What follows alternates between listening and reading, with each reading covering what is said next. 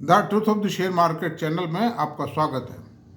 मैं भुवनेश अग्रवाल। नमस्कार दोस्तों। बहुत से लोग,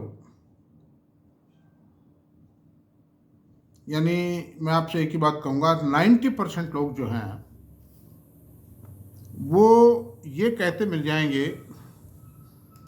कि साहब हमें और कुछ नहीं चाहिए, आप हमें तो शेयर का नाम बता दो बस कि कौन सा खरीदा है कौन सा बेचना, और उनको बता दो और ये है शेयर बाजार। देखिए, इसमें उल्टा सीधा होते देरी नहीं लगती है। हालांकि अगर कोई पुराने अनुभवी और अध्ययनशील पढ़े लिखे आदमी ने, जिसको शेयर बाजार पे एक ठीक ठाक सी कमांड है, वो बताता है फंडामेंटल्स के आधार पर। बताया तो फंडामेंटल्स के आधार पर ही जाता है। टेक्निकल तो कितने से दिन है। टेक्निकल की जानकारी करना बहुत मुश्किल काम है, और बड़ा मुश्किल काम है। उसमें कुछ भी हो सकता है क्योंकि वो मैन मेड चीज़ है। और फंडामेंटल एक नेचुरल चीज़ है कि कंपनी में अगर स्ट्रेंथ आ रही है तो साल 2 साल 3 साल चलेगी और कंपनी वारे नारे कर जाएगी, मतलब। लेकिन बीच बीच में जो स्नैक्स आते हैं, टेक्निकल स्नैक्स कह सकते हैं, उन स्नैक्स को पहचानना बहुत मुश्किल है। तो वो अगर मान लो गिर गया, आज आपने किसी शेयर को 500 रुपये बताया, वो 480 आ गया, वो कहता है मरवा दिया मेरे को। इसीलिए ज़्यादातर लोग सलाह देने से बचते हैं शेयर बाजार में, है नहीं। आप देखिए, टीवी एंकर्स भी, इवन एनालिस्ट जो टीवी पे आते हैं, जो रजिस्टर्ड मतलब एनालिस्ट हैं, एडवाइजर्स हैं, वो भी ये कहते हैं भाई देखो मेरी कोई जिम्मेदारी नहीं, मतलब कुछ भी हो सकता है, शेयर बाजार है, कोई घटना दुर्घटना हो जाती है, कुछ और हो जाता है। जो कुछ कोई राय देगा वो फंडामेंटल्स के आधार पर देगा। टेक्निकल राय में तो इतना भी है कि मान लीजिए आज आपने कोई शेयर बताया और टेक्निकली आज वो फेवरेबल हो, कल सुबह बदल जाएगा, वो मान लो पोजिशन मारेगा ही, मतलब। तो ये सब है। तो मेरा आज का जो विषय है, चर्चा का विषय है, वो विषय है स्मार्ट इन्वेस्टर कैसे बने और स्मार्ट इन्वेस्टर बनना क्यों आवश्यक है। स्मार्ट इन्वेस्टर बनना क्यों आवश्यक है। देखिए, कुछ लोग जो इस प्रकार के जॉब में हैं, सरकार में हैं, कॉरपोरेट सर्विसेज में हैं या बिजनेस में हैं, उनको फुर्सत नहीं, उनके पास समय बिल्कुल नहीं है। तो उनका एक ही तरीका है कि या तो म्यूचुअल फंडों में चले जाएं, और या किसी ऑनेस्ट और लालच जिसको नहीं हो ऐसे किसी एडवाइजर के संपर्क में आए।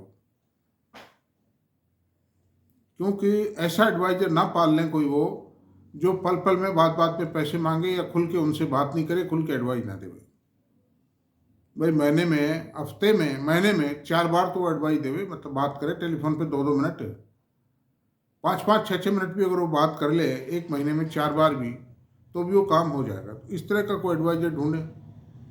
ये ऐसे जो एडवाइजर ये कहते हैं साहब हम महीने में आपको 2 टिप देंगे, ये सब बेकार की बातें हैं। 2 ट्रेडिंग टिप्स देंगे, 2 आपको स्विंग ट्रेडिंग के देंगे, 2 आपको पोजिशनल ट्रेडिंग के देंगे, ये सब बेकार की बातें हैं। इन्होंने मार्केटिंग और ट्रेडिशनल कर रखा है। तो स्मार्ट इन्वेस्टर कैसे बने, सबसे बड़ी बात ये है। तो वो लोग तो नहीं बन सकते, देखिए, जिनके पास टाइम नहीं।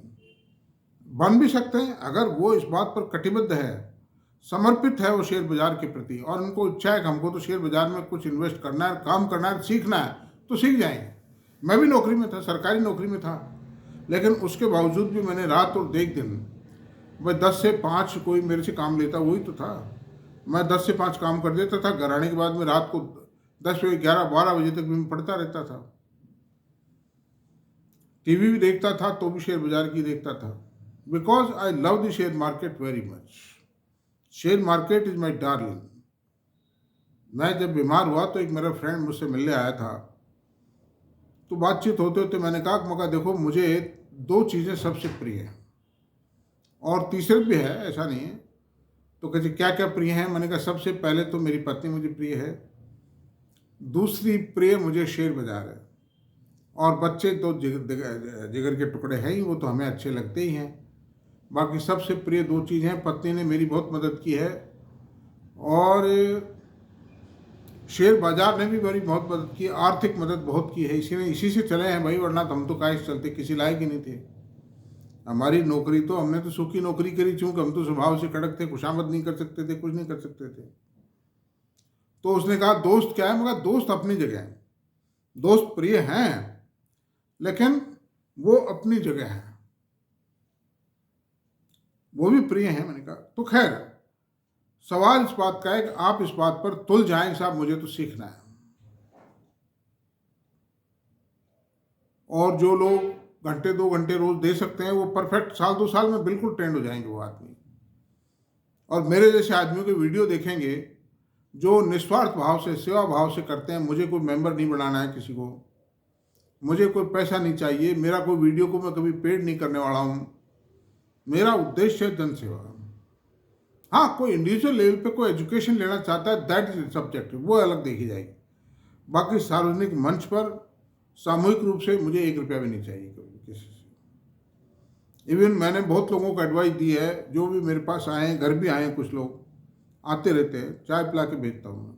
तो खैर, अब स्मार्ट इन्वेस्टर बनने के लिए क्या करें? स्मार्ट इन्वेस्टर बनने के लिए दोस्तों,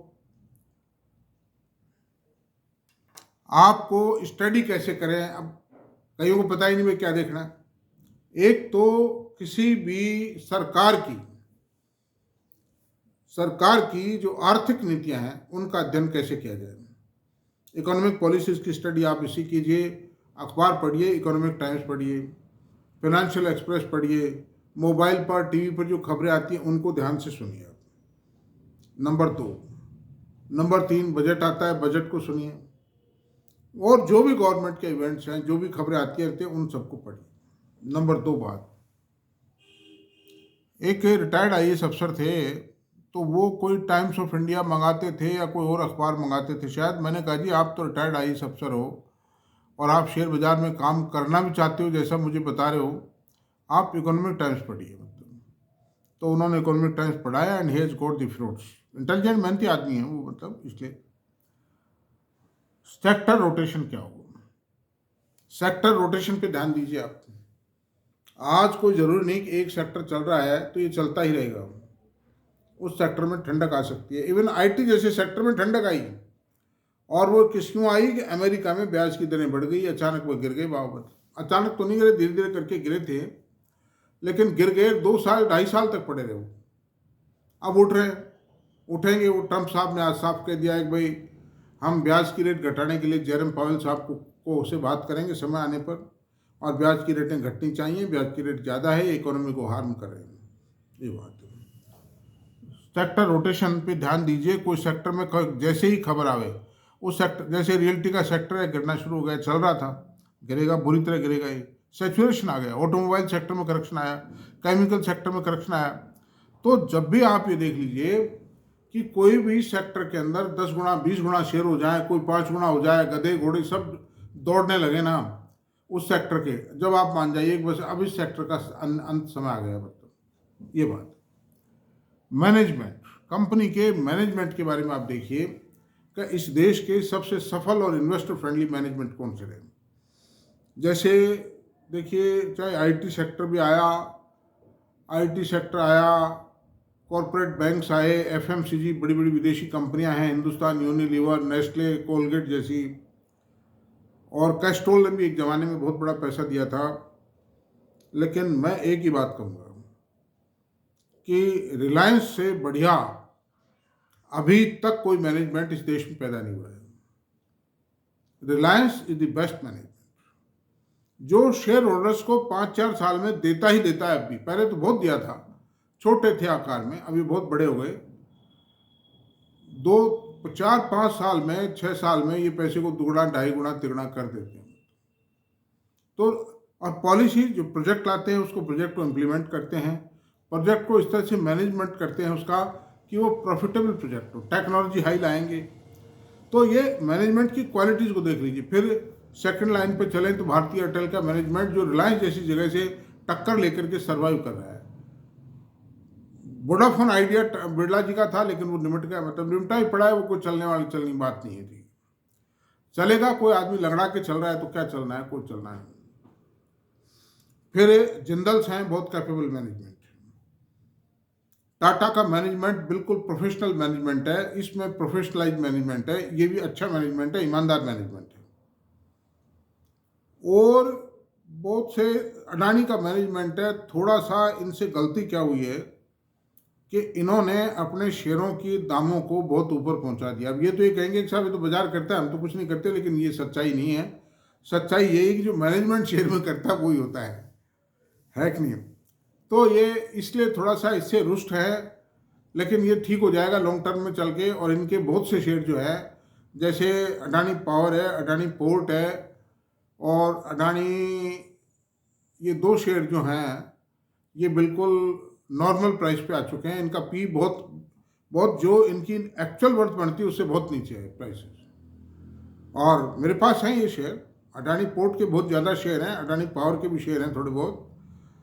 तो ये मैनेजमेंट भी आगे चल के रंग दिखाएगा, क्योंकि ये कैपेबल है, हर प्रोजेक्ट को इम्प्लीमेंट करते हैं, टाइमली शेड्यूल टाइम पर इम्प्लीमेंट करते हैं, फिनेंशियल मैनेजमेंट ज़बरदस्त है, पैसे का इंतजाम करते हैं प्रोजेक्ट के लिए। चाहे अमेरिका के का कोई मतलब हिंडनबर्ग चाहे कोई इस पर अटैक करे, चाहे कोई करे, लेकिन ये पीछे नहीं हटते हैं। ये वेरी स्ट्रॉन्ग मैनेजमेंट। अब आप कुछ भी कह दो कि साहब मोदी जी की मेहरबानी है, साहब बेईमान है, चोर है, लेकिन एक भी आरोप अडानी के खिलाफ नहीं। मैं आपसे बता रहा। अच्छा, फिर इस तरह के जिंदल्स का मैनेजमेंट है जैसे, वो बहुत अच्छा मैनेजमेंट है। और ये जो कुमार मंगलम बिरला का मैनेजमेंट है ये भी ठीक ठाक है, वह बहुत अच्छा मैनेजमेंट तो नहीं कह सकते इसको। सी के बिरला साहब का मैनेजमेंट है, जिनकी ओरिएंट सीमेंट वगैरह है और हैदराबाद इंडस्ट्रीज है, फिर बिरला सॉफ्ट भी इनका है, लेकिन ये भी मैं कोई बहुत स्मार्ट मैनेजमेंट नहीं है। और हिंदुस्तान के 50, फिर जैसे भारत फोर्ज का मैनेजमेंट है, that is a very smart management. Bajaj auto वाले हैं, बजाज ग्रुप जो है बहुत ब्यूटीफुल ग्रुप है, बहुत शानदार है, मतलब इनो ऑनेस्ट मैनेजमेंट। तो ये सब इस तरह के मैनेजमेंट जिनका ट्रैक रिकॉर्ड शानदार रहा है, उनके शेयरों में, लेकिन एक बात जरूर मैं कहूँगा, उनके शेयरों का भी वैल्यूएशन जरूर आप चेक करें।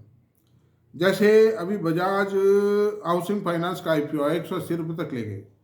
अब जिन लोगों ने उस शेयर की 180 रुपये वर्थ बनती ही नहीं, 80-85 रुपये से ज़्यादा का वो शेयर था ही नहीं, वो तो 180 कर दिया, 80-85 भी नहीं, 180 कर दिया, तो वो गड़बड़ हो गया वो काम, वो अटक गए, वो लोग फंस गए, वो भाव आने में टाइम लगे। तो चेक, चौकीदार को सावधान तो हमेशा रहना पड़ेगा, हर आदमी पर नज़र गड़ाई रखना पड़ेगा।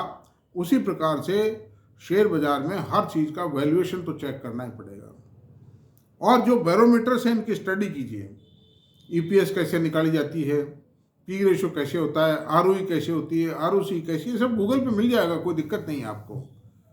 ये बहुत बड़ी टीचिंग्स हैं आपको, ये इस लेक्चर को गप्पे मत मान लेना आप। मतलब दूसरी बात ये है कि सेक्टर के बारे में जानकारी ले लीजिए, मैनेजमेंट की जानकारी लीजिए और टेक्नोलॉजी के बारे में जानकारी लीजिए। कोई भी प्रोजेक्ट आज लग रहा है, तो जैसे रिलायंस लगा रहा है, मान लो कोई, ये राहुल बजाज, ये बजाज ग्रुप लगा रहा है, जिंदल्स लगा रहे हैं, ये तो टेक्नोलॉजी प्रमाण नहीं लेके आए, ये मानो आप जो भी करेंगे, ये टेक्नोलॉजी घटिया नहीं लाएंगे।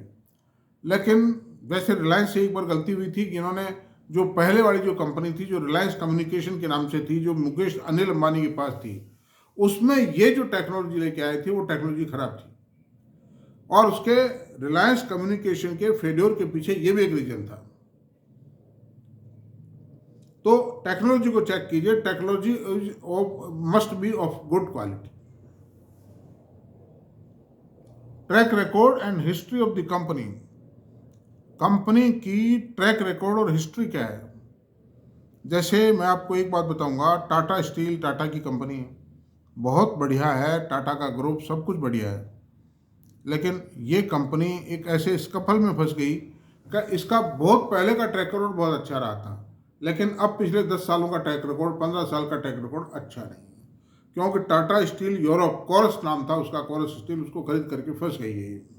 अनदर थिंग, टेक्नोलॉजी की बात होगी, track record and history of the company, और प्रोडक्ट वैल्यू, कंपनी के प्रोडक्ट के बारे में सोचिए। जैसे आज एक कंपनी मान लीजिए सिंथेटिक यार्न बनाती है, तो synthetic yarn market is very very competitive market, and there इसमें एक आदमी का कब्जा है हिंदुस्तान के यार्न मार्केट पे, सिंथेटिक यार्न पे, वो है रिलायंस।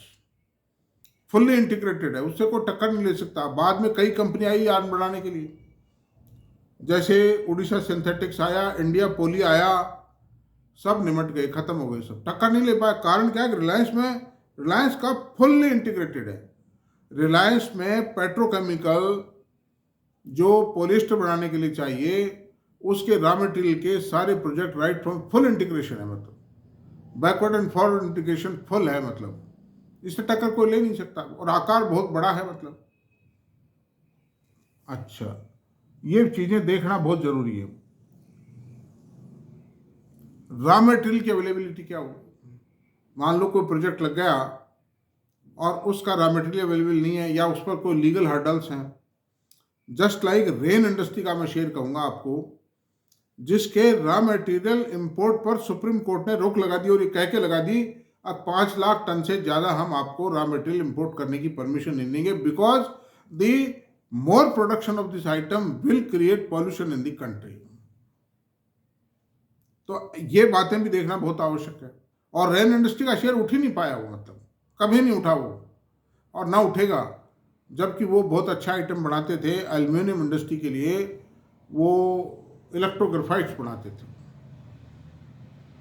अच्छा, अब चलिए रॉ मटेरियल कंपिटिटर्स।